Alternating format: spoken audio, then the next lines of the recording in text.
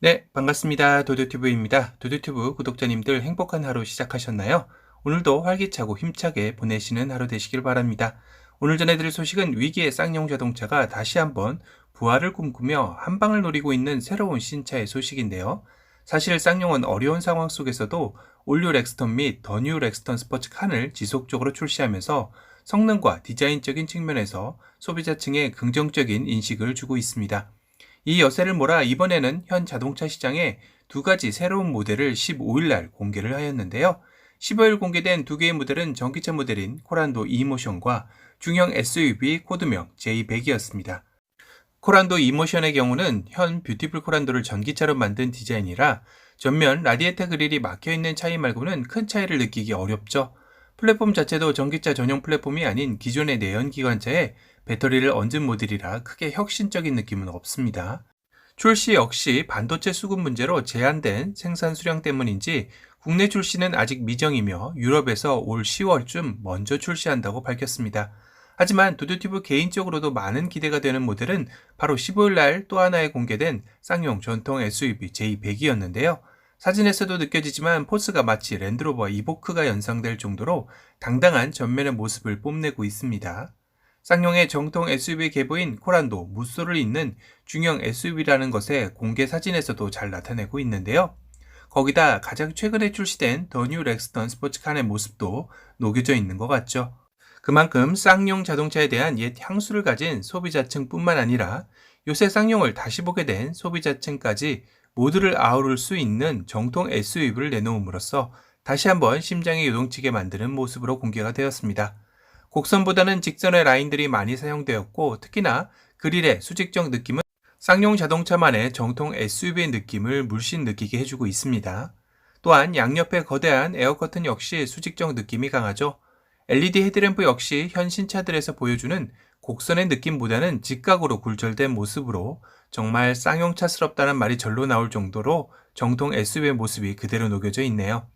이런 정통 SUV의 모습은 쌍용차가 다시 한번 정통 SUV의 명가로 부활할지 모르겠다라는 생각을 조심스럽게 해보게 되는데요.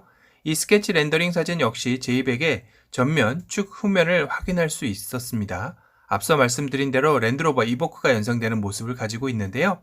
국내 완성업체에서는 볼 수 없었던 강인함마저 느껴지는 디자인이죠.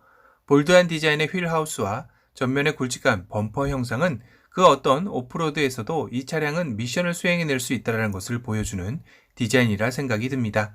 특히 전면의 수직형 라디에이터 그릴은 강인한 인상을 주는 LED 헤드램프가 상당히 얇게 디자인되어 자칫 둔해 보일 수 있는 전면의 인상을 엣지 있게 살려낸 것 같습니다. 측 후면의 모습인데요. 여기서는 팰리세이드의 모습도 살짝 엿보이는 것 같네요. 특히 독특한 디자인이 눈에 들어왔는데요.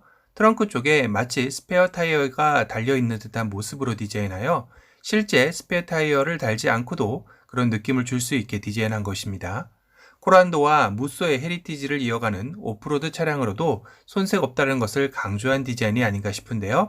만약 이번 스케치 렌더링과 싱크로율 90%로 나와줘도 정말 판매량 대박은 따놓은 당상이 아닐까 싶습니다. 위기의 쌍용 자동차 역시 정상 궤도에 올려놓을 수 있는 동력 또한 마련하게 될 텐데요. 이번 공개를 통해 쌍용 자동차의 라인업 또한 완성형에 가깝게 되었습니다. 소형 SUV인 티볼리, 준준형 SUV 코란도, 중형 SUV J100, 대형 SUV 렉스턴까지 쌍용의 강점인 SUV가 드디어 풀 라인업을 갖추게 되는 것인데요. 다시 한번 옛 정통의 SUV 명가의 재건을 위한 발판이 마련되는 것이기도 하죠. 2022년 출시를 목표로 J100을 개발 중이라고 하니 조만간 위장막 차량도 공도에서 포착될 날도 멀지 않았겠네요. 이번 공개에서는 J100의 모델명이나 자세한 세부 정보는 공개되지 않았으나 오프로드 차량의 디자인을 강조하는 만큼 프레임 바디가 적용되지 않을까 싶기도 합니다. 하지만 변수도 존재하죠. 디자인적으로는 오프로드 정통 SUV 디자인을 추구하지만 국내 소비자들의 모노코크 바디에 적응되어 있는 승차감과 연비를 어떻게 극복할 것이냐가 관건일 것 같습니다. 현재 쌍용 자동차의 기술 수준으로는 프레임 바디에서 이를 극복할 만한 묘책이 없기에 많은 판매량이 절실한 쌍용 자동차로서는 모노코크 바디의 달콤한 유혹도 뿌리칠 수 없기 때문일 텐데요. 이 역시 앞으로 출시까지 남은 시점 동안 쌍용 자동차가 어떠한 해법을 가지고 해결해 나갈지도 지켜봐야 할 것 같네요. 또 하나는 중형 SUV지만 크기의 문제일 텐데요. 이번 준준형 SUV인 스포티지 풀체인지의 전장이 4660mm로 나오면서 준준형 SUV의 실내 공간이 중형 SUV의 실내 공간까지 위협하는 크기의 수준으로 커지고 있습니다. 현재 중형 SUV 포지션에 들어가는 QM6의 전장은 4675mm로 거의 같아졌고 실내 공간의 바로 밑더인 휠 베이스는 2705mm로 오히려 스포티지 풀체인지의 2755mm가 50mm나 더 깁니다. 전형적인 하극상이 일어나는 모양새인데요. 만약 쌍용의 제200의 크기 역시 판단을 잘 해야 할 것이라는 생각이 드는 시점인데요. 현 중형 SUV에서 가장 큰 사이즈를 자랑하는 소렌토의 전장이 4810mm, 가장 작은 QM6가 4675mm이니 이 중간 지점에 위치할지 아님 소렌토의 전장도 뛰어넘는 대형 SUV를 위협하는 벌크업을 할지도 관건일 텐데요. 현재로서는 바로 같은 식구인 윗형님인 올류 렉스턴의 전장이 4850mm이기에 소렌토의 전장을 뛰어넘지는 않을 것 같습니다. 그렇다면 도드튜브 개인적인 생각으로는 4700에서 4800mm 사이가 아닐까 조심스럽게 예상해 보게 되네요. 단 요즘 소비자층에 자극할 만한 광활한 실내 공간을 위해서는 휠베이스는 좀 더 과감하게 도전할지는 모르겠습니다.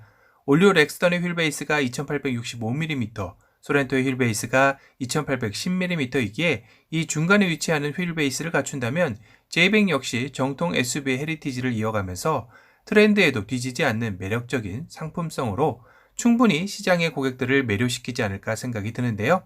여기다 추가로 요즘 신차들의 상품성 특성화 X라인, 그래비티 등의 모델 라인들처럼 J100의 오프로드 특성화 라인업도 만들어주면 더욱더 좋아지겠네요. 이번 더 뉴 렉스턴 스포츠칸을 보면 충분히 이런 멋진 모습이 실제 양산차에서도 구현되지 않을까 다시 한번 기대되게 됩니다. 오늘은 위기의 쌍용 자동차가 이번 두 개의 신차 출시를 통해 다시 한번 부활의 신호탄을 쏘아 올릴 수 있을지 살펴보는 시간을 가져봤고요. 오늘 영상이 도움이 되셨다면 도드튜브 구독 알람 설정 부탁드립니다.